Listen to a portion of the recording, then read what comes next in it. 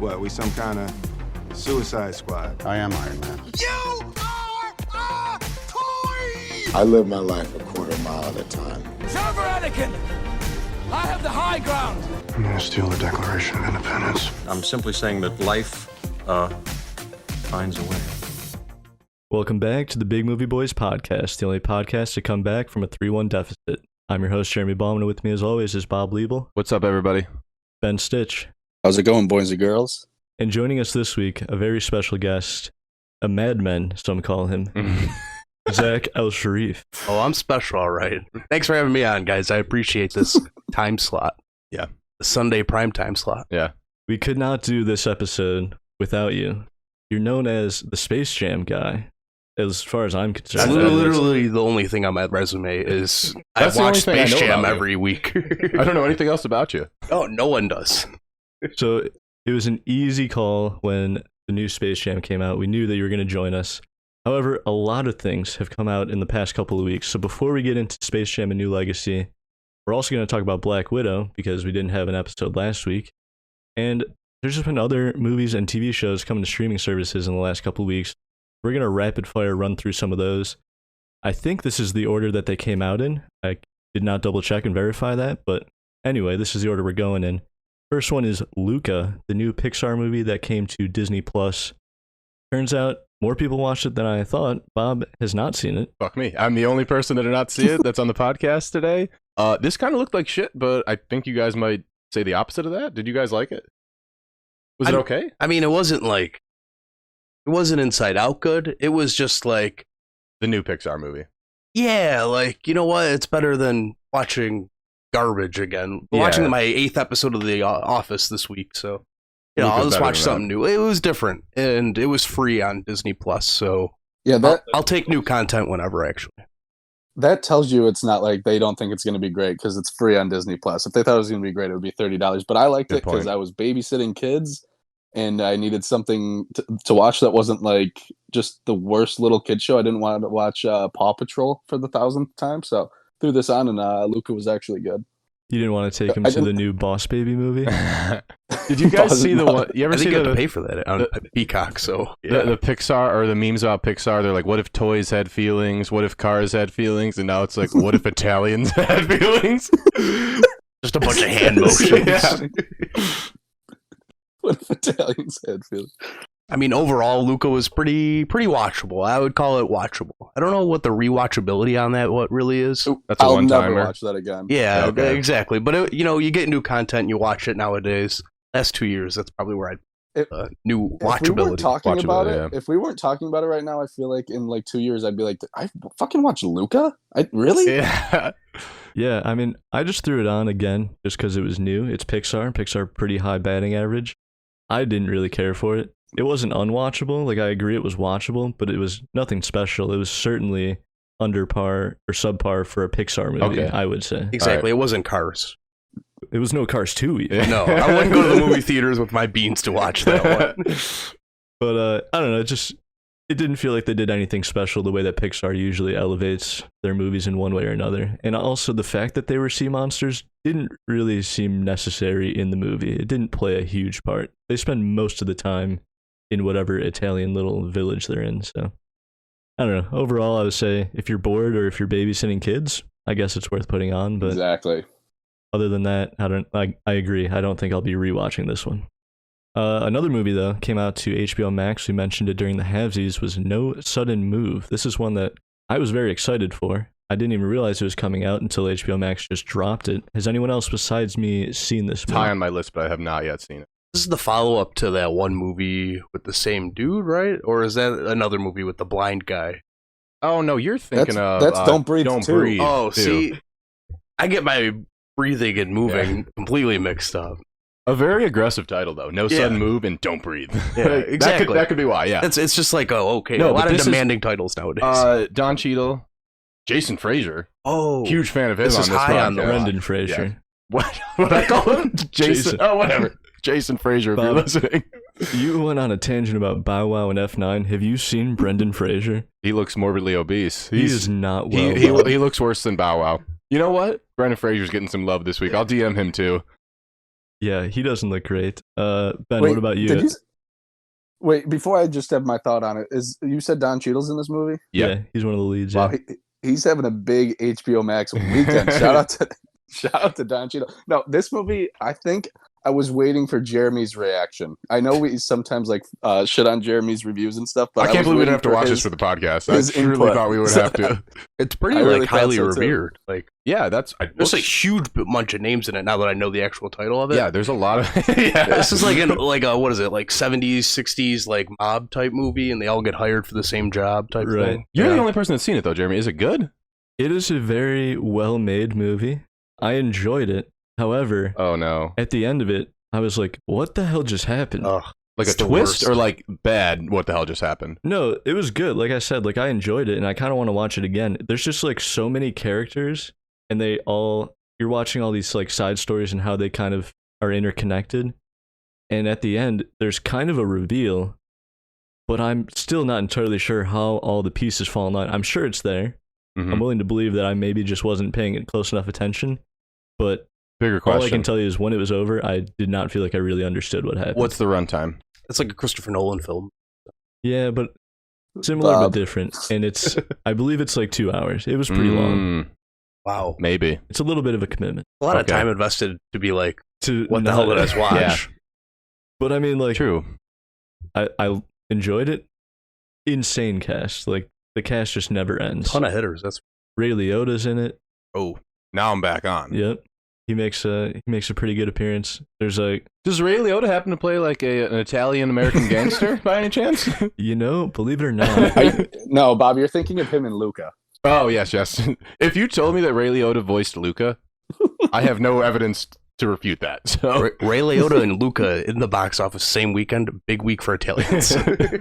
huge week. but yeah, I would recommend it. I definitely think it's worth checking out, and I want someone else to watch it so I can talk to them and see if I'm an idiot, or if I just wasn't paying close enough attention, or if they kind of walked away with a similar level of confusion. But like I said, Well, I'd be you're willing to definitely watch it an idiot, again. but Well, yeah. The next movie, this one came to Amazon Prime, The Tomorrow War. Don't even know what this is. This is the Chris Pratt sci-fi movie that they've just been plastering on everything. The UFC pay-per-view was sponsored by The Tomorrow War. I was on my ass at the UFC pay-per-view. I don't remember that at all. Haven't seen it. It's definitely on the list. It's almost ridiculous how Is many it? times I've like tried to see it It's on Amazon Prime? and haven't watched it yet. Like, apparently, it's someone told me this about it. It was someone that said in 2009 this would be the biggest box office movie out there. It's like a Michael Bay film on steroids with a plot. So I don't Heard some good necessarily things. disagree with that. What about you, Ben? have you seen it, Jer? I have, yeah. It's This his movie was podcast, horrible. man. He sees every fucking thing. I don't think I'm ever gonna watch this movie. Yeah, I'll say I don't- 0%, right? I don't even think if Jeremy gave it a great review, I want to watch it. Chris Pratt like doesn't really do it for me to get me to like see the movie. I don't know. I guess since like Jurassic World, I haven't seen a Chris Pratt movie. Has he even been in one? I guess Guardians of the Endgame. Galaxy. Guardians and Avengers. Have you heard of the Marvel Cinematic Universe, Ben? I guess I don't even like Guardians, so maybe that's why I'm just not a Chris Pratt fan. So he doesn't do it for me. Maybe if this was a different lead, it's a great title, Tomorrow War. I think that's a pretty solid title. No way I ever end up watching. The Sheriff has tried 10, 15 times right now. I'm at trying 0 right now times to for watch it. It won't pull up on the TV. I can't bring myself to it. Apparently, I'll never watch this, even if next week Jeremy's like, we're watching this for the pod. I'll just lie. I won't even watch it. Spark Notes. Well, Bob, I can give you 2 reasons why you won't watch it. First and foremost, it's 2.5 hours long. Oh my god. Hard pass. It is so goddamn long. I paused it at 1 hour and 15 minutes. And Ooh, you walked when that- away? the little timer head was at 50% of my screen, I realized I was halfway through. Yikes. I finished Did you the pull movie. a Ben? No, I only Oh, took a short break and then came back to it. Finished it. I would not say it's worth watching. Okay, all right. I might save you 2.5 hours. I know you've been trying to watch it, You know how but hard it is to save 2.5 hours? You just ruined this guy's day. He's been trying to watch this movie for 2 weeks, and you just told him Obviously, it there's sucks. been a reason why I haven't been watching it. but I mean, it. First of all, it's too long. It's just absurdly long. It's not that good. I wouldn't say it does anything better than any other movie that's done the same generic plot 100 other times. I guess you could say that, like, because they're fighting aliens. Spoiler, minor spoiler. Oh, They fight shit. aliens in the Tomorrow War, and the alien design is pretty cool. Not like super unique, but at least it all looks good. This was a movie that was going to come to theaters, so it had like a big budget behind it. And then they scrapped the theatrical run, sold it to Amazon. So it's like a decent looking movie, but it's just way too long, and it doesn't really do anything that you haven't seen before. So I can't really recommend this one. Fair enough. A series. We're going into 2 series now. First one on Netflix. I think you should leave season 2. I was very excited for this. Yes. As was I. Have you seen season 1 of this?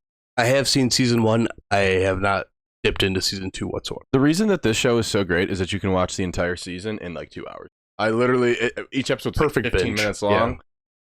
My whole thing on Tim Robinson is some of the sketches I think are truly some of the funniest things I've ever seen in my life, and then some of them are just like not that good. But like that's the why ones he's that are great, good 'cause he are takes- amazing. Complete He hit and takes miss big comedy. swings. Yeah.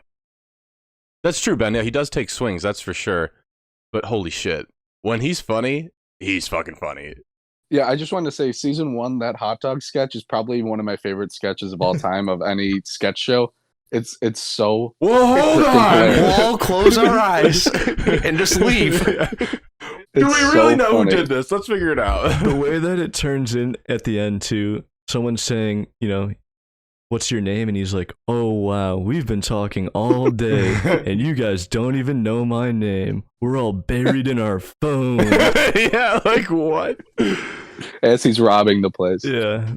The best sketch in the new one, I won't spoil too much for you, Sheriff, because you should watch it. My favorite line is when he holds the baby and the baby's crying and he gives it back.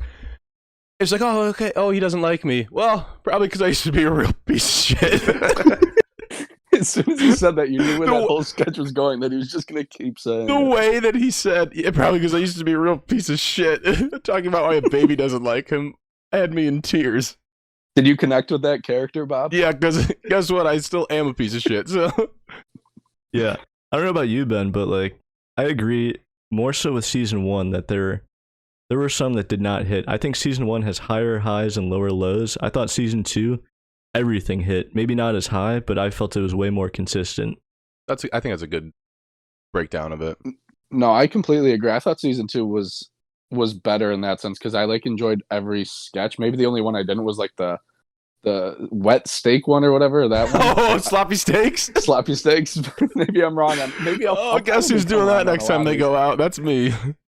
My favorite line in this whole show. Maybe I don't think it's gonna ruin anything for you, Sheriff. But he goes at the ghost one when he's like, I'm not trying to make your day bad. I'm not trying to make anyone have the worst day at their job.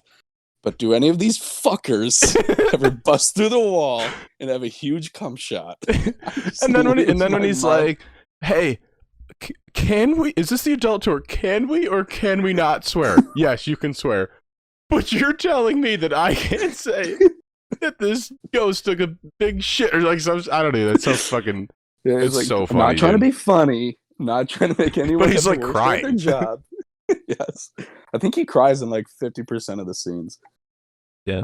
But easy recommendation Yeah, for you gotta watch it. Yes. season 2 if you By the haven't time seen this season episode 1. comes out, I'll already be watching it. Yeah. So you guys can't spoil anything for me.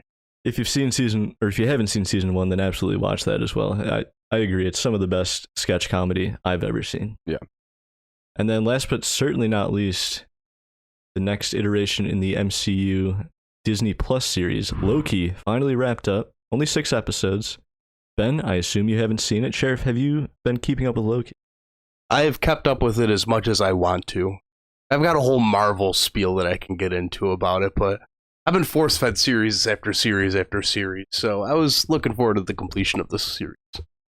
I loved it. I did. I liked it more than Falcon and the Winter Soldier. A little less Definitely. than WandaVision, but I did really like it. And we talk about it all the time on the podcast. Like kind of like Loki's not like a side character. He's kind of like a bigger character. Obviously, he has his whole fucking movie in the original Avengers. He's the big bad. But like the way they make you care about these characters that I had no feelings toward before. I always thought Loki was kind of weak as like a bad guy in Avengers and in every other thing that he was in. Like, spoiler alert: when he dies in Infinity War, didn't do much for me. I've seen him die 6 fucking times before that. But now I care about this character so much, and it's just like unbelievable, like the way they make me care about characters I would never care about before. And like, yeah, they made a fucking show, and that's why I do now. But like, I'm big Loki now. Like, I like Loki a lot now. I was worried that he would not be good without Thor there, because I think like he's his strongest in like Ragnarok with him and Thor kind of going back and forth. But I agree. I liked it a lot. I would also put it between WandaVision and Falcon and Winter Soldier. My only hang up upon watching the finale Wednesday morning was going into it thinking it was going to be a contained series like the other two have been, when in reality it's only the end of season 1, so it kind of ends on a cliffhanger. I was not prepared for that going into it.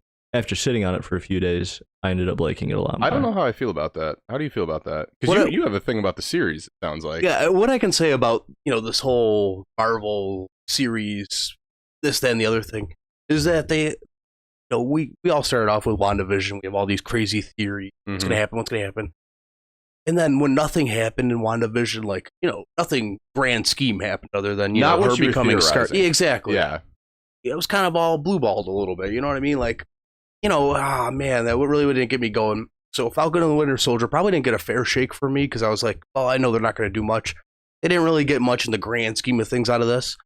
As I was building up for Loki, all these crazy theories, little, all the Easter eggs everywhere, episode 4, Tons you know what I of mean? them. Yeah. So, as we were just going through it, I'm like, I don't care. None of this is actually going to matter because they're just going to contain all the series within itself. So it's not going to have any big picture ramifications. I'm really happy with the finale having a big picture ramification for the long term because it was. I'll get into it when we talk about Black Widow, but I'm just ready to move on already. I'm ready for the next because step. if you think about it, like these series, like you get so into them, but at the end of the day, when the series is over, it ties does itself not mean up. Yeah. anything Yeah, for exactly. the future going forward. I mean, a little bit. Obviously, like WandaVision kind of sets up the multiverse. Some of the stuff that happens, like obviously Anthony Mackie's fucking Captain America now, like little things, but like how much do you really take out of it? Like a lot of the plot, like a lot of the beats are done and over in the series. 100%. And even with the Anthony Mackie being Captain America, he was Captain America before. Like, that's true, yeah. It was almost like the series didn't have any, like what are we doing here? Like, so we gave their shield back, and the whole show's about getting his shield back. Check out my cool new costume. Yeah, that's exactly. That's really like what I walked away with that show from. You know what I mean? So, and there was some character building with, Bucky with the actual Wakandans a little bit. So there was some, character building. But I'm glad they kind of went with it with Loki. So now we have to, theorize what's going to happen next, and we can kind of see it. I did see a great tweet that was like, Doctor Strange is going to have to put up MVP numbers in that next movie, which... Going to have to put up Wilt numbers. He's got a lot to deal with. Ben, I know you've seen WandaVision. I don't believe you've seen Falcon and Winter Soldier yet. Where is Loki falling for you as far as priorities go? Well, yeah, as Jeremy and Bob know, I watch about 50% of anything Marvel. So that's my question. Do I need to... I felt like I didn't need to watch Captain America and the Winter Soldier to like know what's going on. I felt like I didn't need to watch Black Widow. Do I need to watch this to kind of have a gauge of what's going on next? You'll enjoy it better, I think. You'd like this more than Captain America, I'd say. This feels like I might be calling it too early, but this does feel like the first step into the next big chunk of the MCU. Definitely a table setting moment at the end. This was supposed to come out first, right? Loki? Apparently. That's what I had heard. WandaVision was supposed to come out last, and or maybe second or something. I thought Falcon and Winter Soldier was supposed to come out first, but I could be wrong. Maybe it was Loki.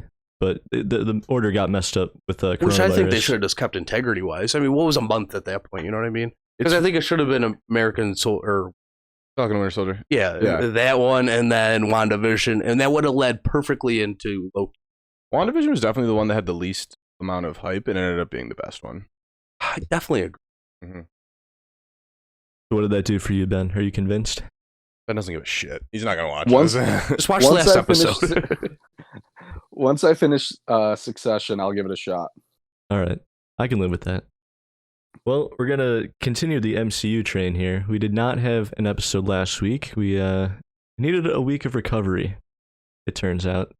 So Bob and I did see Black Widow, though, in preparation for a podcast that was never recorded, so we're going to talk about it now. Black Widow came out July 9th, 2021, directed by Kate Shortland, written by Eric Pearson, Jack Schaefer, and Ned Benson. The movie stars Scarlett Johansson, Florence Pugh, David Harbour, Rachel Weisz, Ray Winstone. We'll keep it spoiler-free at first, then we'll get into spoilers. Ben, Ben, let's start with you. You and Sheriff have not seen it. Ben, you're probably the least interested, I'd guess. So, I guess tell us why you decided not to use the ticket I paid for. My reasoning being, even though I did have this movie on my movie draft, is like I said, I don't watch all these movies, and a big part of it was we had a bachelor party that weekend, and I'm like, I'm not going to a movie the night before. I want to get some sleep, and this movie just because she's already dead. Maybe the fact that she's spoiler free. Christ. we can spoil other movies. Okay. The fact that she's already dead, I'm just like, I don't care where she came from. That's my thing. And like, I'm not like connected to what Agent Romanoff, is that her name? You don't even know her name. Scarlett Johansson's her real name. Just call her Scarlett Johansson. Thanks, Sheriff, for reminding me of that one. But yeah, so I just never felt connected to her anyways. So I'm just like, this is not a movie I'm dying to see. But hey, maybe one day I will watch it on Disney Plus.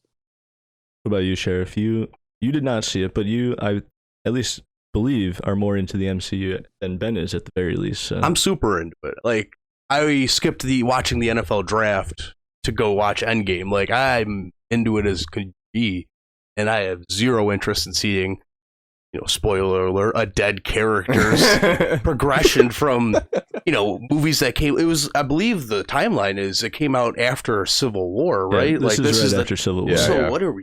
What do you want me to do? This is a money grab if I've ever seen one. I mean, I've already seen that kind of play out. Thank you. So what do you want me to do? I just watched 2 series that had no, like at the time, of course, had no ramifications in the long-term effects of the storyline. And you want me to watch a movie that has no long-term effects on the storyline? What do you? I didn't even think about that. It really doesn't do anything. You're beating the hell out of me, and they're just taking money out of my pocket and like you mentioned with Tomorrow War. You know how hard it is to get 2 hours back of your life? I'm not going to go watch Black Widow for 2 hours of my life. Here's my thing about Black Widow, and I also do not enjoy the time period it takes place. And I think in the opening credits, they have 2018, or 2016, whatever. In the opening credits, they have like this haunting cover of "Smells Like Teen Spirit" by Nirvana, and they show a lot of flashbacks of like, them growing up as girls in the Red Room. That looks like a way fucking better movie. That's what I thought this was. I thought this is her turning into what we know her as. I didn't know it was she's already Black Widow. She's already been in the Avengers. Like I thought it was like it before. Like that would be more interesting. And yeah, that doesn't have any effects on the long-term story. But that would have been better. But it does fill in a couple of the gaps that you have about her character. That's what I wanted, and I didn't totally. get it. And think about like her and Hawkeye. We could have done how they met because Ronan, Hawkeye's got this whole storyline. They're building up for his series. They could have went to Budapest. They were. Oh, it's way different than Budapest. They do. Spoiler. Yeah. Well, Budapest. I don't know, but that could have been the whole though. thing. You know what I mean? Like, yeah, but they don't go like that. I think would have been better as well. And if they would have sold me on that, I would have watched it. You guys listening are to this, it sounds like Sheriff has seen this movie. Just listening to it. Believe me, I wish I did, but I'm not going to. If it would have been like free on Disney Plus, you would have watched it. I'm not cheap. No, I just have no interest in it. I put my foot down immediately.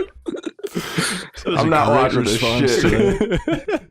I mean, well, you don't want to pay $30 to see this? No. Have you ever listened to this podcast? It's our biggest complaint about almost every movie we watch. That's why this whole HBO Max release stuff is great. But Black Widow could be free, and I could get a free hat with it, and I probably wouldn't watch it. It's like I said, and it's not even Marvel's fault, or maybe it is their fault. A pandemic happened, but I need new content. I think the pandemic was Marvel. Whoa, spin zone, spoiler alert. Did they release the virus? Did Kevin Feige invent COVID? I mean, they did skip ahead 5 years in Endgame. Why did they skip that? Did Kevin Feige why did they skip that? Did he know something we don't know? Are we starting a new conspiracy on the podcast? I'll let you spin your own web. But back to Black Widow. What'd you think of it, Jeremy? That was the spin the web. That was nice. I was taking a sip of my beer. Taking a sip of beer. I appreciate it. That was pretty good. All right. I mean, I cannot disagree with you guys whatsoever. I mean, you hit the 2 points I was going to make right on the head. One, it's a character who is already dead. We're regressing. Spoiler alert. For Endgame. Allegedly. Well, maybe. We're regressing in the timeline, and after Endgame, I very much want to move forward in the timeline. So that was my biggest hurdle. And then also, like, I'm not gonna lie and say Black Widow's one of my favorite characters. No, she's very low on the rankings. She's kind of gotten the short end of the stick. I don't blame like Scarlett Johansson or anything for it. It's just like she's kind of always been an accessory. She's one of the non-superpowered heroes. Without a doubt. Actually, I was watching that scene in Endgame and I was like, why don't they both jump? Let's just see what both happens. So we can kind of cut out some timelines. Yeah. So, I mean, I was going into it similarly. That wasn't enough to make me not want to see it because I'm just an MCU cuck and I will take what they give me. Eat me. But maybe it's because I had lowered my expectations so much. I ended up really liking it. And based on just general consensus scrolling through Twitter, it feels like I liked it more than anyone else liked it. I said it when we watched it. I asked you, I go, was there a movie that I missed? For whatever reason, I don't know what my mental state was going into this movie, but I felt like I was watching a sequel to a movie that I had not seen. I was like, what the fuck is going on? Like, maybe it was whenever Scarlett Johansson is on my screen, I just don't listen to what she's saying. But like, I didn't care about almost anything that she did in this movie. I really felt like I was watching a sequel to a movie I had not seen before. But I did come around on it later. I actually really disliked it after I had first seen it, and then like maybe like 2 days later, I was like, oh, okay, that was all right. That was pretty good. I mean, they introduced like almost all new characters, right? It is kind of a mini team-up movie itself because you got Florence Pugh, who steals the show. She's probably is the best part of the movie. So fucking good in this. That's what I heard. I've never seen somebody act like that in a Marvel movie. Like, it actually feels like I'm not saying like these are bad actors, right? But the way you act in a Marvel movie. Okay, so Chris Evans is Captain America compared to him in Knives Out. Kind of a different vibe, right? Like he doesn't have to act his ass off as Captain America. You know, there's no like more natural. Yeah. But she did not get that memo. She's like, this is a superhero movie? Fuck that. I'm going to put on the performance of a lifetime and try to win an Oscar. She was really good in it. She's honestly Oscar-worthy? Oh, dude, you could spin that. I think you could. The bimbo's certainly going to be a contender. She, I think, that's the best acting I've ever seen in a Marvel movie, by far. But we also got David Harbour, Rachel Weisz, all four of them, the family. I love all of them. That's the best part. And they sold me on that family dynamic. I care about all four of those characters by the end. And they have a really like messed up, fun family dynamic, even though they're not really related. We said it in Loki. Marvel makes you care about characters you never cared about before. And now I mean, I'm not really because she's no longer here, but I do like Black Widow now more than I did before. Bad timing. Bad timing to become a Black Widow fan. I'm sure they can just go back in time again. Just do whatever She'll be the fuck back. Marvel wants to do and just bring her back for no reason. Because that's what Marvel can do. And that's why Jeremy loves it. Because there's no rules apply. No and anything can consequences. happen. It does feel like Scarlett Johansson very literally hands the torch to Florence Pugh, though. I do believe we will have a Black Widow moving forward, and it will be Florence Pugh. She literally hands, basically, you might as well have just watched her hand the script to Florence Pugh for the sequel movie. Mm-hmm. She's basically like, take this and do this. And then winked at I'm the kinda camera and bummed. said, you're going to pay money to see this opening night, pointing at me. No, the hell I'm not. I'm bummed, though, because she's so great in Midsummer that, like, I don't want her to just be this Marvel fucking No, I don't think she will I want be. her in Can't be a bunch puppet, of other yeah. Can she be like Tom Holland, where she does a bunch of good movies and then does the Marvel movies to make money? Even better movies? Yeah. The Marvel movies? Midsummer, Bob, you answer this honestly. Is Midsummer better than Black Widow? No shit. I mean, come on. But I think she is now my new favorite actress. Off of this. I'm a big fan, certainly. She beats out Jackie Chan's girlfriend in Rush Hour 2 as my other favorite female actress. We don't need to get into spoilers necessarily. We can keep it spoiler free, but some just minor spoiler stuff. My one complaint was that there's not enough Taskmaster. Definitely oversold Taskmaster in the trailers leading up to it. Doesn't play a huge role. Doesn't really matter. Kind of a twist with the character, but overall screen time, it's like what? Useless. Maybe 10 minutes. Yeah, 10, 15 minutes in a 2-hour movie. So definitely could use more of that. Taskmaster probably got the bag though, so Well, it's a that's Marvel true. movie. True. Bob, I don't know if you noticed this. For some reason, they chose this movie to establish that breaking bones, they're just going to start doing that in the MCU. Do you know? They kept like breaking people's bones, and it looked so hard to watch. It was like watching McGregor break his leg in a UFC fight. Like, people are just lying on the ground with their limbs pointed the wrong way. That actually, now that you say it, did catch me off guard when you saw that one of the widows was a little jacked up on the ground. These people get the shit kicked out of them, and like maybe it's just because there's not really many superpowered people in this movie. They're all just assassins, and they're like, oh dude, like we got to show some consequences for what these people are doing. But no, yeah, I guess I never really realized that until you just pointed it out right now. And David Harbour breaks a guy's arm while arm wrestling. Just like snaps his arm in half. Ursa Major, right? Ursa Major, yeah, potentially the first mutant in the MCU. I was just, I don't Scarlet know anything, Witch, right? I mean, well, true. We will see. I was literally taking that off of a headline I saw tweeted. I don't know anything about the X-Men. I think I saw the same headline. The top comment on that is me saying, "What about Scarlet Witch?"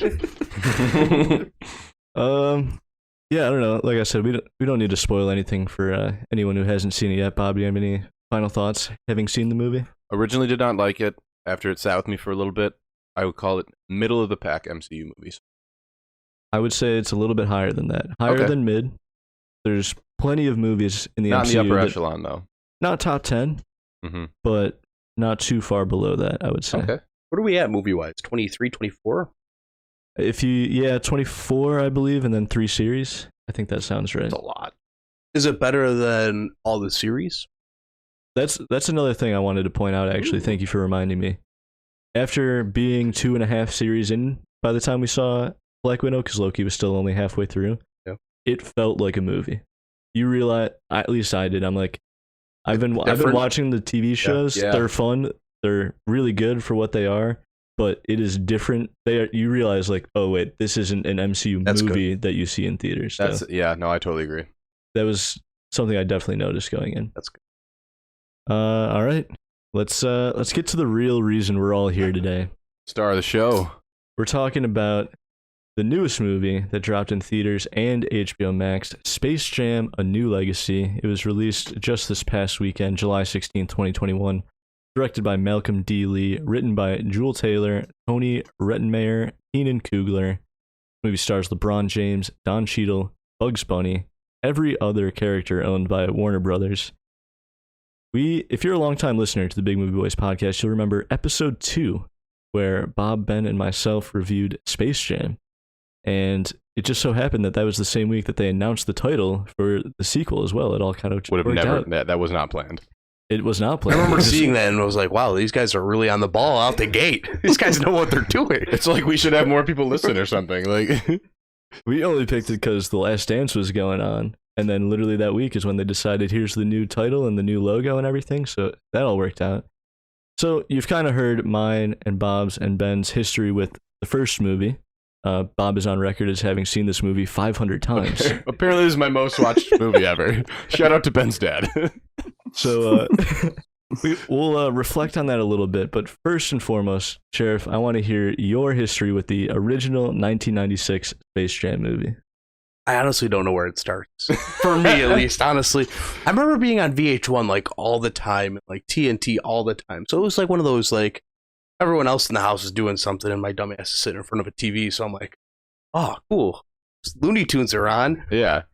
Big black guy's on is Michael Jordan. You know, it's just a long, like, oh, man, I love Chicago Bulls. It was just like, it kind of Lincoln logged into this huge, like, fandom. And I was like, damn, I really do like this movie. And then, like, 12 years ago, I like found a VHS of it that I used to watch, and I was like, "This is awesome." So I was like, "I can't let it slip away how nostalgic this movie makes me feel. Like, it's awesome.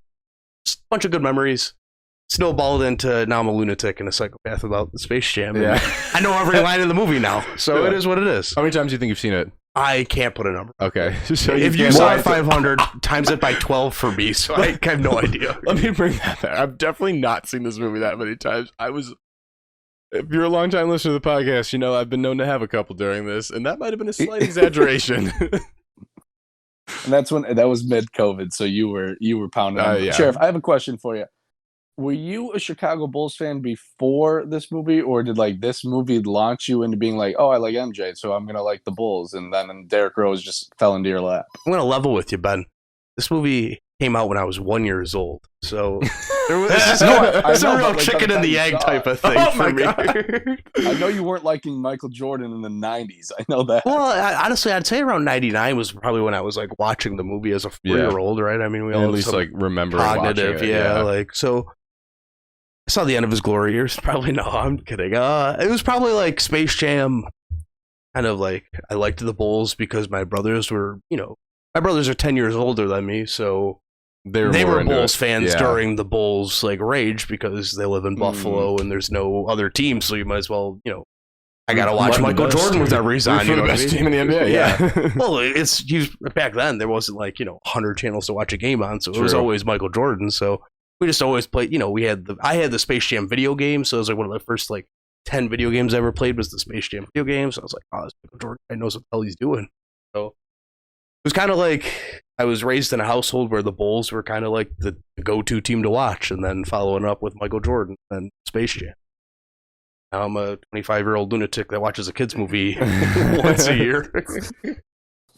I did rewatch it right before the new one, and I enjoyed it. It was the first time I'd watched it since, a little over a year ago when we watched it for the podcast. I always enjoy going back to it. Bob's watched it 200 times since then. Easily.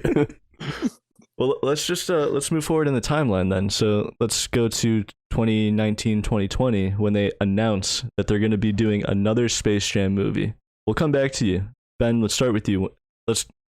Before there's a trailer, before there's a title, what were your thoughts on them remaking or making a sequel to this movie? It felt like a long time coming. I think ever since LeBron went back to the Cavs in 2014, it just felt like they were going to make another Space Jam. There was always rumors about it. And I was always hesitant because obviously I'm the biggest LeBron fan here out of everyone, more so the Cleveland part of him. But I was just like, oh, if it bombs, it's going to be it's almost like a knock on him for his legacy in terms of basketball. It's funny they call it a new legacy. It's like he's really trying to compete with Jordan even throughout this movie. And it's just, I was nervous. I was nervous for it because of that. I thought it would he could look really dumb, or it felt like a movie you really can't back up because it's such a stupid movie. And if you try to go further, you look even dumber. And if you try to do it the same, it's kind of why did you even do the movie? So I just kind of felt like they handcuffed themselves, and it felt like they were always going to make it. It felt like LeBron always wanted to do it, but I don't know. I just, after watching, I guess I'm a little upset it even happened. But yeah, I think that's my history with it. It just felt like it was always going to happen. I feel like ever since I was in high school, it felt like this movie was going to happen. Yeah, Ben's right. It has been in the works for years and years. Ever since, probably when LeBron was in high school. There was some motherfucker out there just hey, one day he's going to be in Space Jam 2. But the LeBron Jordan debate is literally the greatest debate in sports. You can talk for hours and hours and hours about it. And because the LeBron Jordan debate exists, because Space Jam 1 exists, you knew there was going to be Space Jam 2, and you knew it was going to be LeBron. So years and years of it being rumored, and then it finally gets announced. And for whatever reason, for me, when they announced it, I'm just like, dude, there's no way that actually happened. It just seems unbelievable. And then it finally, we get the trailer, we get the logo, we get everything. And it's I just immediately knew I was going to watch it.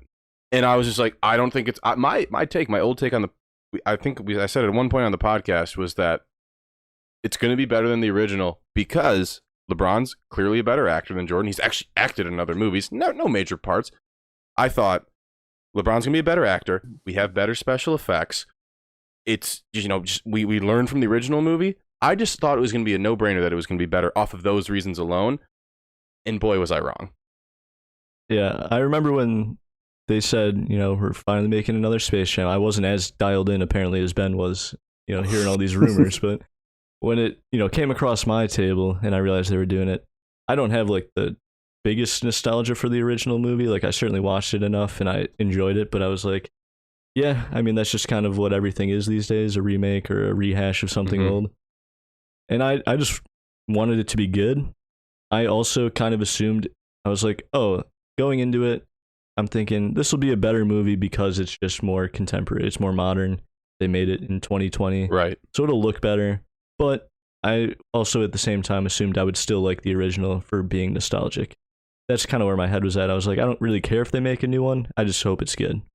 Where were you at when you heard that your favorite movie ever was going to have at least another one in the franchise? I don't even mean by be ironic about it. It's definitely my favorite movie ever just because of the nostalgia it brings me. And what's not to like about it? But when I was like, man, this is going to suck. And it was weird. Kind of like what Ben was saying. It was they were hell-bent on making this movie. Even before all right, we're going to remake this, we're going to remake this, we're going to remake this. They were like, oh, we have to make a Space Jam 2 with this infant child that was born in Akron, Ohio, in like 2000, like they're like, we have to make this movie, and I'm like, what the hell are you guys talking about? Do you think LeBron has had the career he has because there's just some producer out there in Hollywood making sure he became the next MJ so that he could star in Space Jam? Ryan Coogler wrote the script for Michael Jordan to become, who's probably the same age as LeBron. Yeah, exactly. You know, prodigies respect prodigies, but you know, exactly. But it never made sense to me why they were so hell bent on making such a bad movie. And Space Jam was like bad, but ironically bad. Like we have this basketball player that can't act, that's never acted before. It does commercials, and the whole thing was a glorified commercial. I mean, Stan Podolak, he's the assistant. I don't know how deep you guys know. We just call him Newman. Yeah, Newman. Stan Podolak opens the door. Is like, get on your Hanes, get on your Jordans. We gotta stop at McDonald's, and you know all this. The whole thing was a damn commercial. Yeah. I mean, the whole thing. Yeah, no, you're right. Was this one a commercial? This is sponsored by McDonald's, but anyways, you know, the whole thing was just such an ironic commercial, and it was just another, like, it was like an egotistical feather in the cap. Like, but it was fun. It had the Looney Tunes. It was in the original, like, you know, the writings, drawings of the actual Looney Tunes still. It all came down, and then they, like, added in, like, Michael Jordan, so it wasn't all the way through, so it was different, but it was still original. And yeah, I think you're sure. Sorry, just to go ahead. I'm not trying to cut you off. It did feel like a Looney Tunes movie that had Michael Jordan in it, where this felt like a LeBron James movie that's a very good had point. The Looney Tunes in it. 100%, and that's why the original was so like nostalgic. Because I was watching the Looney Tunes kind of team up with a Michael Jordan. Because it was like even the villains were like Looney Tune-esque villains. Yeah, you know, it was the Monstars, not Don Cheadle. Yeah, what the hell? And I got a whole speech on it. The Dawn Stars? But like, why do they not call them the Dawn Stars? The Dawn Stars exactly. Yeah. But I mean, I just knew it was going to suck, and I knew it was going to be ridiculous that they were. It was just made me mad that they were so hell bent on doing it. Eventually, I decided to lean into it because the worst thing it could do is just, all right, fuel the Jordan LeBron debate, which I don't even care about. I do think Michael Jordan is a great player, but LeBron's probably the player long term.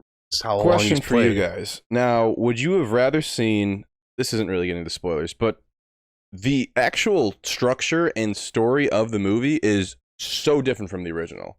Would you have rather seen a straight up copy of it with just a copy and paste, put LeBron James in it? That's what I thought we were getting. It was going to be the exact, like the Monstars are coming back, like we were going to have the exact same thing. That would make sense. But it was just going to be LeBron James. Would you have rather seen that or what we got? Neither. I would rather them do something good. Okay. When I tweeted out after I watched it, I go, why did they even name it Space Jam? It was nothing besides the Looney Tunes, and they forced the Looney Tunes in there. I mean, it's Warner Brothers. They could have like added any of the other characters that they constantly pushed on the screen, anyways. I'm telling you, I at that second episode, I pitched what the new Space Jam movie would be. It should have been LeBron going to Monstar Moron Mountain. Mm-hmm. Yeah, Moron Mountain, where he has to go and like win back his son, or like maybe the same version of this, but like he has to go play an away game to win his kid back, and they're playing the same Monstars. Like they're not even like there's not even a reason for them to be the Monstars. Like right there's no mention. Doesn't make any sense. They're in it. I mean, can I point something out to you guys that I just is my biggest takeaway from this movie and the biggest reason I can't enjoy it? Everybody knows LeBron James's family and kids. We all know Bronny. We all know Bryce. Like these people are so famous. His family is so famous because of how famous he is. Everybody knows what they look like. Everybody knows what they do. How the fuck does LeBron James's wife and kids watch this movie? Because like LeBron James tries to have heartfelt moments with his movie kid and like with his movie wife. How the fuck do you watch? Like in Space Jam 1, like, yeah, that's not Michael Jordan's kids. That's not Michael Jordan's wife. He doesn't live in a fucking house like that. Isn't in a rural neighborhood. I've never seen Michael Jordan's wife, even on like the internet. So anyway, I have no idea what she looks like. But anyway, though, like they didn't really lean into like, okay, yeah, those are obviously actors. They didn't lean into it. They're just like, okay, he has to have a family. Here they are. You know, like, let's get him off the screen, right? We just need someone to be a placeholder. But like the fact that it revolves around LeBron James's son, he's a major point in the movie, is just weird to me because I know that's not LeBron James's son. For that reason, it just takes me out of it right away. Too big of a pop culture family to not be ingrained in the actual movie.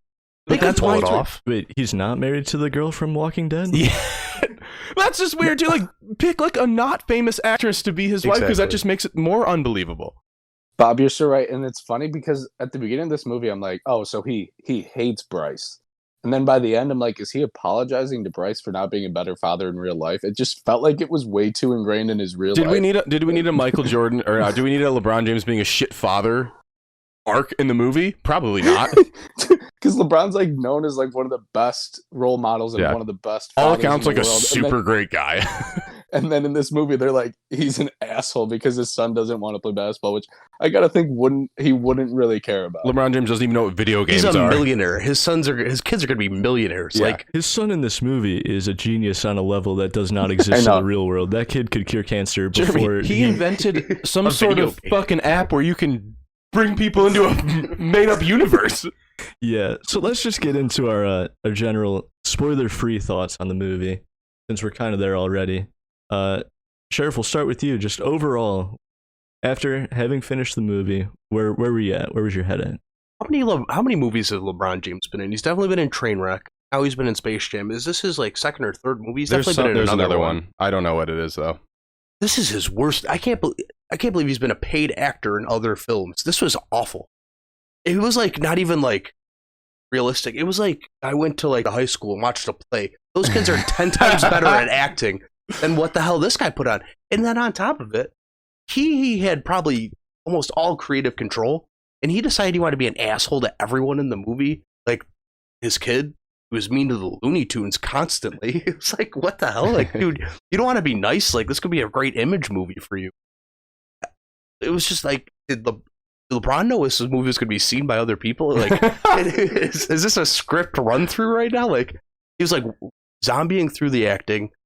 He was an asshole the whole time. I mean, like Ben said earlier, if this was going to help or hurt his legacy, I can't see it helping at all. Ben, what about you? It's just funny to me. I hope there's people out there, like, I hope on First Take on Monday, like, Stephen A's like, this is why MJ is the better 100%. Skip Bayless has a fucking boner right now, dude. Because he can Bayless rip LeBron apart for his shit movie. Skip Bayless will be like, MJ his arm outstretched the Monstars, and then he'll be like, but LeBron needed help from his son. But Jordan put his arm on the line for the team. No, but overall, you know, this movie was not great. It was like, I wonder if it's going to be like this nostalgia movie for like 8-year-olds that are like first watching it right now, or if they'll just like grow up and be like, yeah, I never watched the Space Jam with LeBron in it. That was a weird fever dream I had with every Warner Brother property in it when I was 8 years old. Yeah, for real. It felt like they wanted this movie so badly to come out last year, right before like HBO Max came out, because it was such a good commercial for it. Like I think I would have downloaded it right after if I wasn't already watching it. I know I've just been begging for a streaming service to have Casablanca on it. Yeah. My only pushback on Sheriff's comments are, I think LeBron had a couple lines where I'm like, that's actually good acting. He's actually doing a pretty good job there. Like when he's being heartfelt with his kid. He's trying. I was like, must have missed trying, but MJ didn't even try. He was a bad actor. LeBron's, I guess, putting in some effort. I don't know if that makes it better or worse, but I thought LeBron could. I think LeBron's going to try to actually be an actor after this. Maybe he's putting his best foot forward. A worse version of The Rock. Could you? Okay, here's the question: could you see LeBron in another movie after this? I think he puts his best foot forward, yes. Right? And like you can say whatever about his acting, even though it wasn't that good, he was definitely trying harder than Jordan was. And I think for that reason, he's literally trying to put his best foot forward, because I think he's going to try to be in movies. I mean, he's fucking playing in LA right now. I think he's probably going to try to be in movies and be in media for the rest of his life. But that kind of comes back to what I was saying earlier. Sorry, Ben. No. You know, the whole thing was kind of like ironically bad with the Jordan one. He was actually trying, and this sucked. Like, this was like really bad. Fair point. Like after you watch Space Jam 1, you're not like, oh, Jordan sucked at acting. You just know he wasn't going to be good. You're just like, oh, whatever. I watched it for the Looney Tunes. You talked about the other beats in it. But this, you talk about his acting because you know he's trying. And, you know, obviously he's not a fucking actor, you know, but like, he never took me out of it. But Jordan also never took me out of it in the original, but that's because I wasn't expecting anything from him. And I think LeBron holds his own trying to act. I will say that. No, I will say that. I don't think he's that bad. I mean, he's really bad, right? 100%. But for him, he's not that bad. And I don't mean to be rude. I feel like he did take me out of it. That was the hard part. And it's not because I don't like LeBron. It's like that whole halftime thing when he was being like ridiculous about it. Like before he gave, before he gave Bugs the marker. I don't mean to spoil that part, but before he gave Bugs the marker, I feel like he was like really laying into them and like not really like why would I want to watch this? You know, why would I want to watch a 6'8" guy just beat up on a bunch of cartoons? One of them's geriatric, for crying out loud. What are we doing here? Like, come on. Like, I don't know. I just feel like he was trying to have too many lines where Jordan was almost better because he was just like, he knew he sucked. This is a highlight reel of me just dunking on a bunch of animated characters. Like, that's why the Jordan one was like, all right, cool. And then like, I mean, I'll let Jeremy go because I don't want to keep going. Well, Ben, I'll let you finish. But like, I just feel like we didn't even focus on basketball throughout the whole movie, which was so weird because they didn't even it's play called basketball. Space They Jam. played Rice Ball, or what the fuck was it called? Don Ball? They could have called it that. That was the thing. They didn't need to call it Space Jam. There's almost no jamming at all, except for Wile E. Coyote 100 times. That was actually fun. That was the best part. Yeah. Ben, did you have more? Yeah, just my last point about it, just to go back to it, but just it's funny to think about LeBron trying to become an actor, like be like Leonardo DiCaprio, where he's like doing these great method acting. He's like being this random guy from like suburban like Arkansas, where he has to play like this up and coming like basketball coach or something stupid where he has to like really go deep, and it's like the whole time it's like clearly LeBron James, but we're all like, holy shit, that's I didn't even think that was LeBron. It's just like not possible. It's great character building. Just like in the same way The Rock is The Rock in every movie. He's nobody else. Exactly. He's like, never whatever fucking name his character is. It's The Rock. He just has to be LeBron in every movie. I would love like if he plays like some random like dad, like some drug abusive dad who like tries to like come back from that. It just would be so funny if he became like this random actor, like an Oscar nominated actor. He really hates his son. Yeah. LeBron just only has movie roles where he's a shit dad for like the rest of his life. And even Don Cheadle sucked at acting. I need to go back at that. That was like a really bad performance. It was a really bad performance from Don Cheadle. He's a good actor. That's not his name. Algae Rhythm, bro. Oh it was even God, a bad name. That's not what algorithms do. Yeah. I don't know what an algorithm does after watching this movie. I have no fucking clue. I was already confused about it. I'm way more confused now. So my general thoughts, and to put the final pin in the acting debate, I didn't think LeBron was very good, although he didn't really take me out of it. I agree, Don Cheadle, also not very good. And I also think if LeBron wants to act moving forward, you better hope they keep making Fast and Furious movies, and I very much want to see him in a Fast and Furious movie. That's the family we're talking about. That being said, this movie sucked. I went into it wanting to like it, and boy, did I physically cringe several times while watching this 2-hour commercial for some of the most out-of-date and no one cares about properties that Warner Brothers has to offer.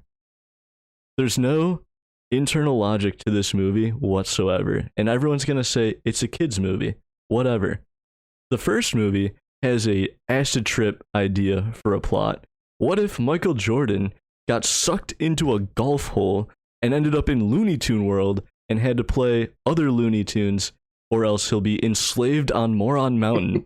Take my money. That to sounds lose awesome. basketball games for his entire life. That is just bonkers wild, but they do it and it's fun and it is a commercial. This movie, tell me the plot. They try to make a plot.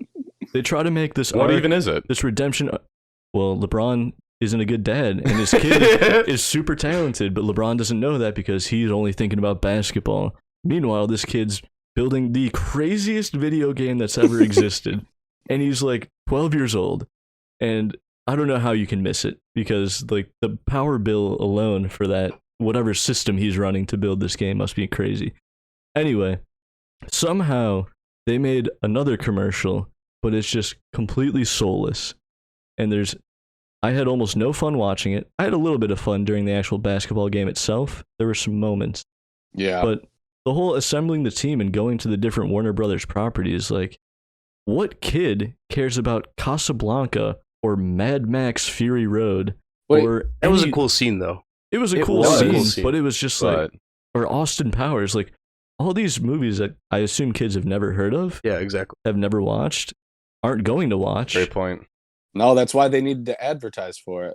That's a great point. Are those scenes for us as the adults if we're taking our kids to the movie? But when you think about it, it's like a pretty good chunk of the movie. So, Yeah, like, exactly. is this It's like really the a first kids' half, yeah. Is this really a kids' movie, or is this more for people like us that are capitalizing on like we saw this kid, so we're going to see this no matter what, but we're just going to cram it full of all our Warner Brothers properties? And Doesn't going make back to my sense. no internal logic point, it's like, what are the rules of this world? Don Cheadle kind of explains them, but he can do whatever. He talks about, first of all, LG Rhythm. Every time they said it, I wanted to jump out the window. Yeah, Dude, was that was Said the it worst 30 name, times. worst name for anything that's ever happened. His sidekick floating character. What is that? Why is What that? was his name? Pete, I think. Pete. Yeah. Eat with the bad teeth. That's what it was. Yeah, That that was a was little all funny. weird. But it's like, so Don Cheadle controls this world, but during the basketball game, he just like can't control stuff sometimes. But other times he Then can did, control so it was stuff. weird. Yeah. And then there's a line in this movie where Don Cheadle is like getting dunked on by LeBron, and he goes, "Hey, you're cheating." What does that mean in this game where you're scoring style points and nothing makes The any thing about goddamn that line sense? is, he didn't cheat. Like, this is a bonkers made up game. Why can't he pick up that little power pad and throw it to his dad and let him, like, you can do all this other shit. The Why score can't you do is that? 1,000 to That was- 40 and 46 to That's what I'm saying. It wasn't even a 1,041. close game, and then the second half was completely dominated. That third quarter was brutal for the the rap battle is really where it got out of Oh hand. my god, the rap battle.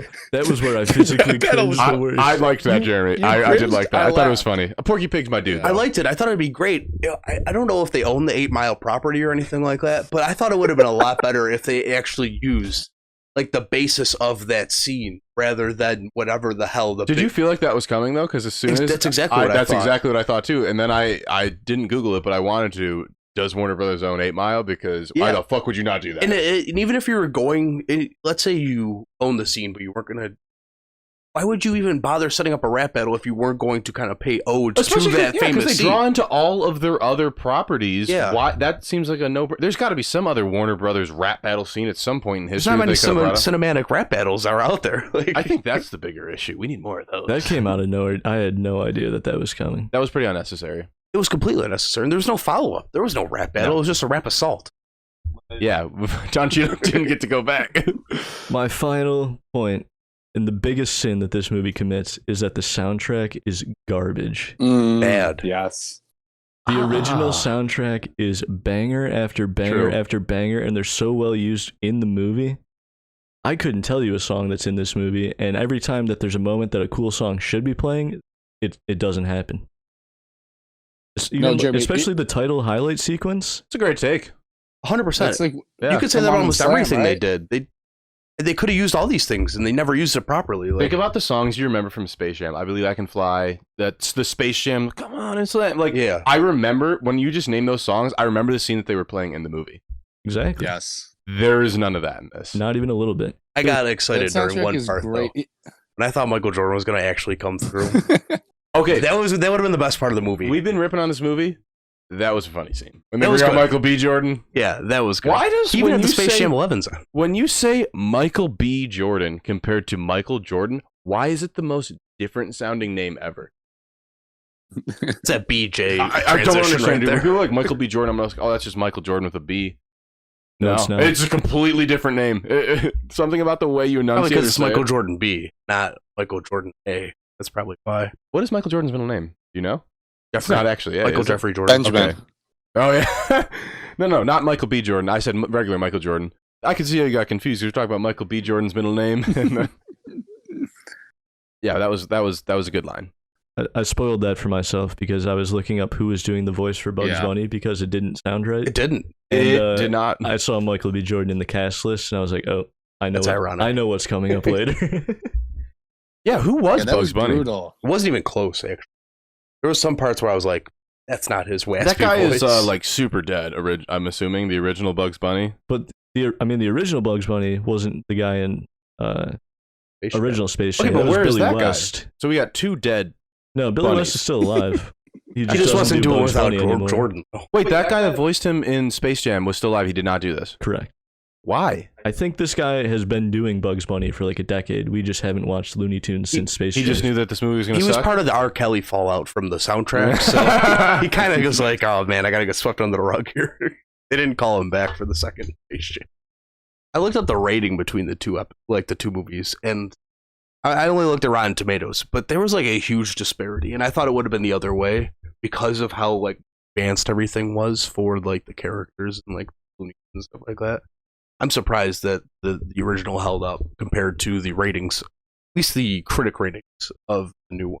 Yeah, for me, it's just weird because like Space Jam is like one of those movies whenever you look up like scores and ratings and like critics reviews of it, it's one of those ones that you always take with a grain of salt because you don't have the nostalgia factored in. They're looking at it at a bare bones movie, so like yeah, it's going to be a little more harsh.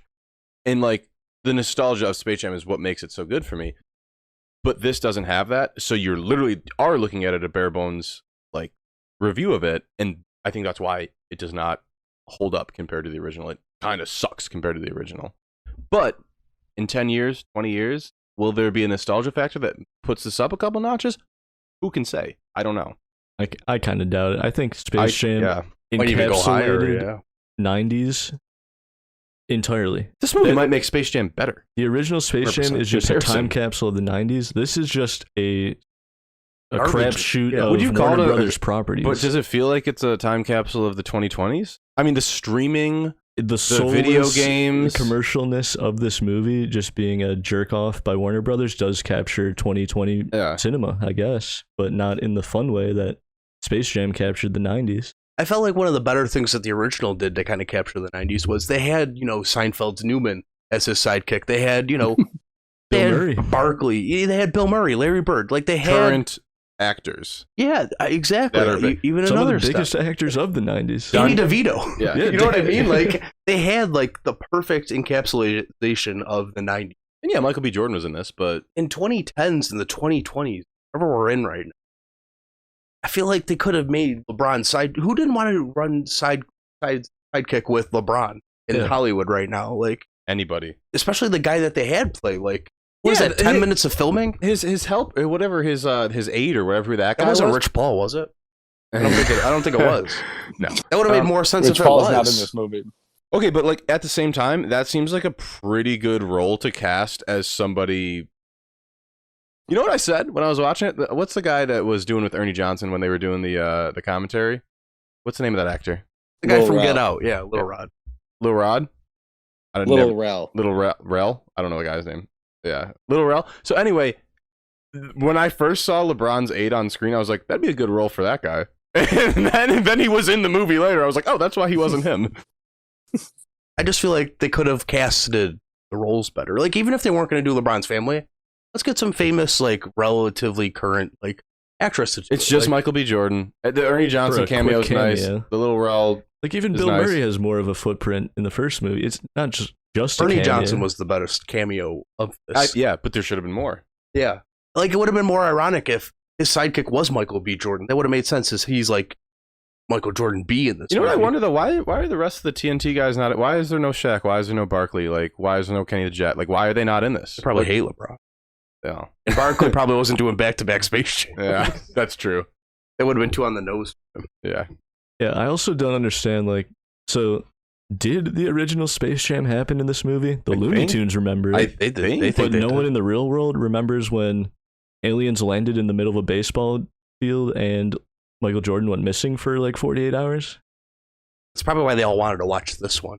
And I want to ask Ben, because I know he's a huge LeBron guy, if you had a pop-up notification on your phone that LeBron was going to basketball against his son, would you stream into that on like a Friday night? Like, is that what you're going to watch, honestly?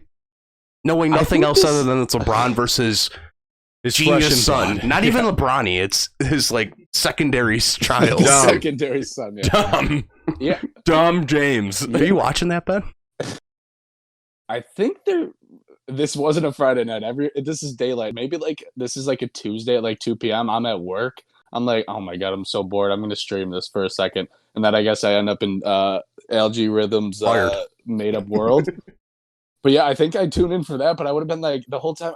The only reason I think I would click on it is because I'd be like, why the fuck is he playing Bryce and not Bronny? But I gotta check this out because what's going on here? And just daddy issues. Dom Ball is like maybe the kid's a genius, right? We can all agree with that. But Dom Ball seems like the worst goddamn video game I've ever fucking seen. It seems like NBA Street so fucking worse though.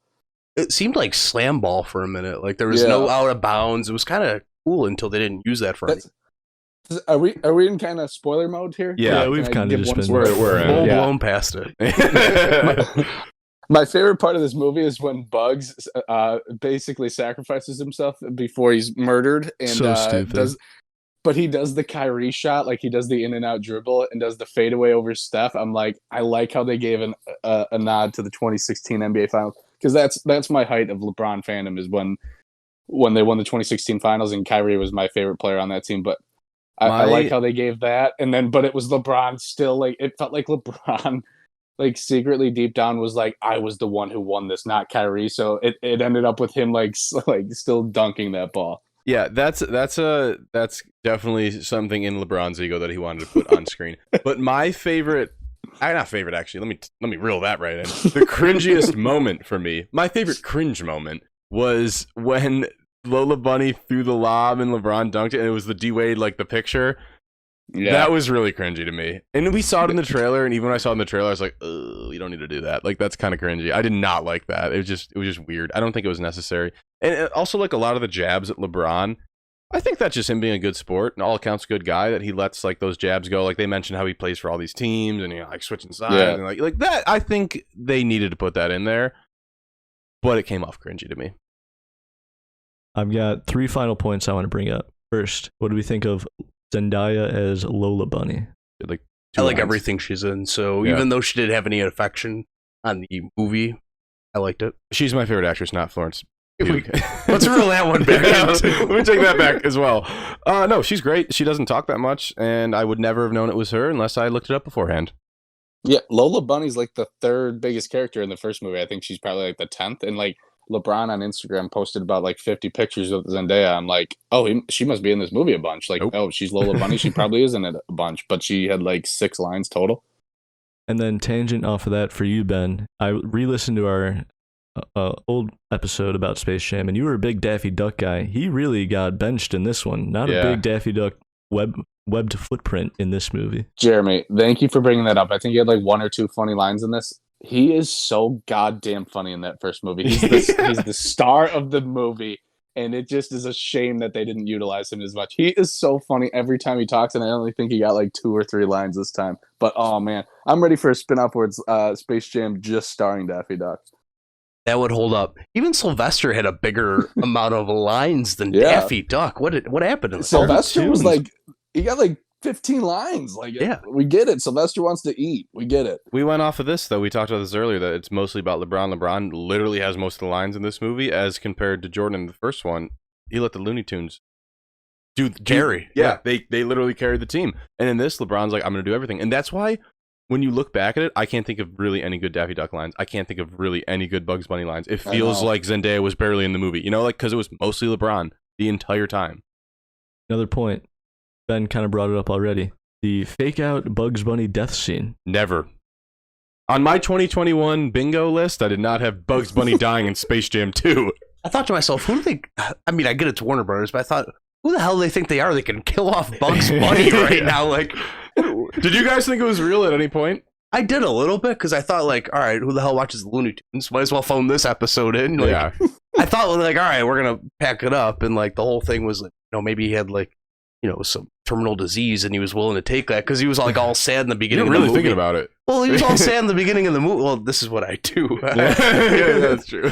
You know, in the first beginning of the movie, all of his friends were gone. So I thought, you know, but he was depressed. Exactly. He had a problem. And, like, I just thought, screw them. Did you like the line they established in the first 20 minutes of the movie where he's just like, I'm a toon, I can't die? Like, true. All right. Is that what he said? That was basically it, right? I was too busy rolling my eyes. A good callback to the first movie where LeBron turns into a head-shaped basketball and then he blows him back up with the air pump like Newman. That nightmare scene from the first movie where Newman gets blown up. Was I the only person who cried when Bugs Bunny appeared to be killed off this movie? No, I was the only person. I screamed.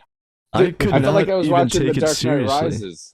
I felt like I was watching Dark Knight Rises where they kill off Batman and then they show him at the end. So when he was at the end, I gave a fist bump. I think you are the only person comparing Space Jam: A New Legacy to The Dark Knight Rises. This is why this podcast is going to sell one day. That holds up, though. That holds up. And then the final point I want to bring up, you guys can chime in as well. I don't know if you're a big Fast and Furious guy, Sheriff, but I've only ever seen the second one. I didn't need more than that. All right, well, sorry. I was You're gonna want to change. I'm here for the memes, though. super disappointed that a movie centered on the theme of family, starring a character named Dom, was so bad. This is, if we're ranking the Fast and Furious movies, this one comes in last. But yeah, that's my final thought on Space Jam: A New Legacy. Ben, what are your final thoughts on this movie? My final thoughts are: I don't think I'm going to watch this movie more than Bob has seen Space Jam, and it's a bummer. I was really hoping that it would be like this fun movie that you could like throw on when you're like bored. You're like, oh, let's throw on Space Jam. It's so stupid, but there's like funny enough moments, or like so stupid moments where they're funny. Like that's the problem. They tried to be so dumb that it was funny, but it didn't work. I don't know if they didn't go far enough or if they went too far and it was just stupid, but yeah, overall, I think LeBron's not going to get nominated this year.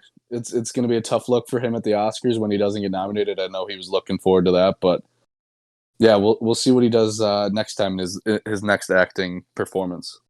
My biggest takeaway is I actually, as much as I just ripped on it, I did have moments of enjoyment, and I slightly enjoyed watching the movie. Will I watch it again and be enjoy it as much as I did the first time? Absolutely not.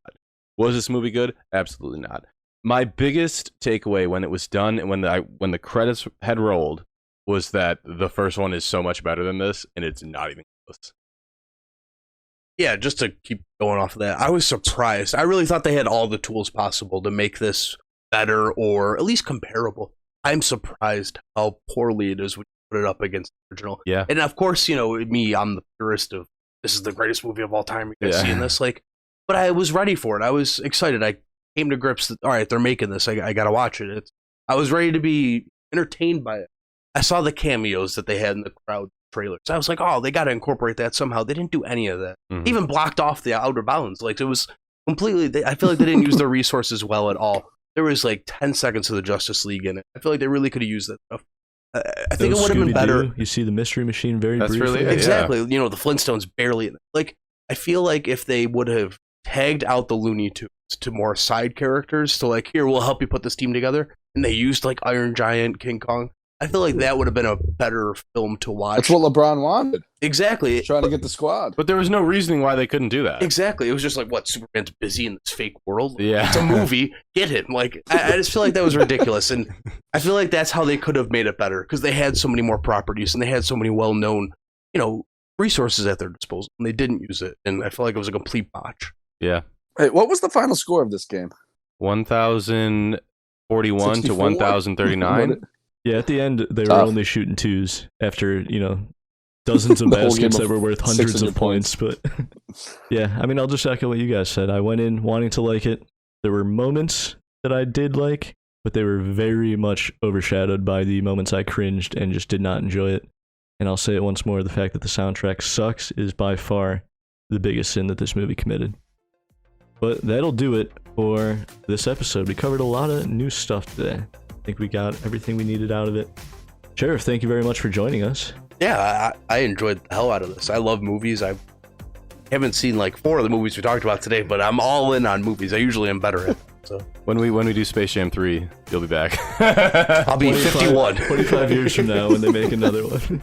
Someone is being born in Ohio right now. Doing it again. It's probably in Indiana this time. Do it right. I mean, if you guys are ever looking for someone to come back, let me know. I'll put out a poster. Absolutely. Where if anyone wanted to hear your takes on the Buffalo Bills or Buffalo sports in general, where should they go for that? I have no idea, honestly. I mean, I can plug Mad Men Sports, and we're on YouTube, and I'll probably drop a link on our page to this. But Mad Men Sports. Check us out on YouTube. We have 1,200 subscribers. Flex. Be one more. Be one more. That's our motto. A big fuck you to us. That's 1,200 more than we had. Hey, just keep grinding, boys. That's why we're here today. We're grinding. All right, boys. Well, that's going to do it for this week. Next week, I don't really know what we're doing yet, but we'll figure it out. In the meantime, can't wait. Thank you for listening, and remember, LeBron James.